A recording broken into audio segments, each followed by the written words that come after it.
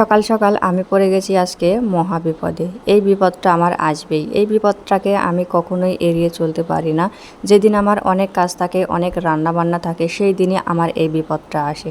আজকেও সকালবেলা অনেক কাজ ছিল, রান্নাবান্না ছিল। রান্নাঘরে যেই না সব কিছু গোছগাছ করে নিয়ে গেছি, অমনি গ্যাস আমাকে না জব দিয়ে বসে গেছে। আসসালামু আলাইকুম, কেমন আছেন সবাই? রুটি তৈরি করে নিয়ে গেছি ভাজতে, আর দেখেন 2টা 3টা ভাজার পরে আমার গ্যাস শেষ হয়ে গেছে। আপনাদের ভাইয়া তো বাসি তরকারি দিয়ে খেয়ে ওর মতন চলে গেছে।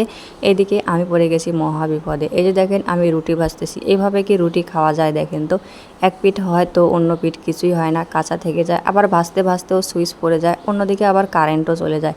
কি একটা মহা বিপদের মধ্যে পড়ে গেছি। রাইস কুকারে রুটি ভাজি করতেছি, আর আগে আসলে এই কাজটা করে নিই। আজকে আমি ফার্স্ট টাইম করতেছি।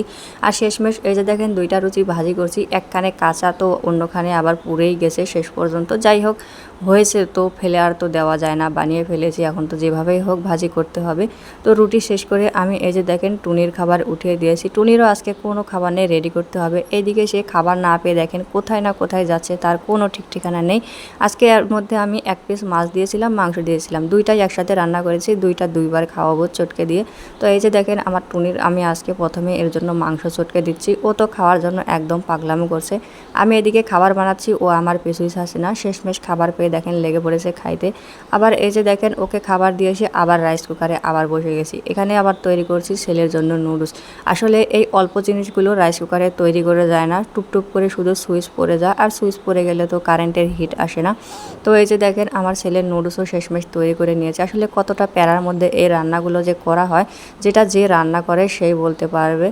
তো এই প্যারাটা আমাকে প্রত্যেকটা মাসেই বলা চলে পোহাতে হয়। তো যাই হোক, তারপরেও করতে হয়, কিচ্ছু করার নেই। কারণ যখনই গ্যাস শেষ হয়ে যায় তখনই ওইভাবে আনা যায় না, এক আধ বেলা এমন কষ্ট করতেই হয়।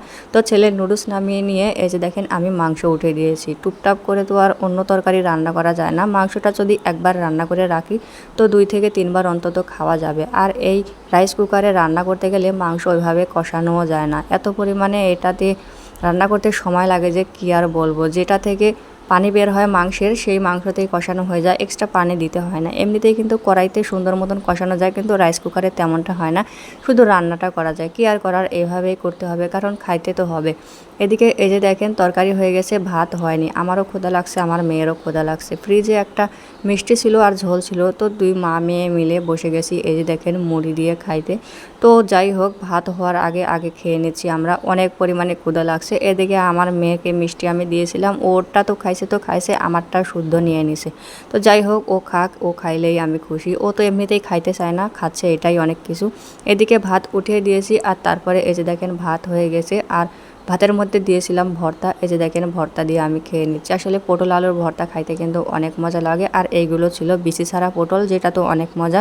এদিকে বিকেলের দিকে আপনাদের ভাইয়া দেখেন গ্যাস নিয়ে আসছে, কারণ ওর রুটি খাওয়া লাগবে। রুটি রাইস কুকারে একদম তৈরি করা যায় না।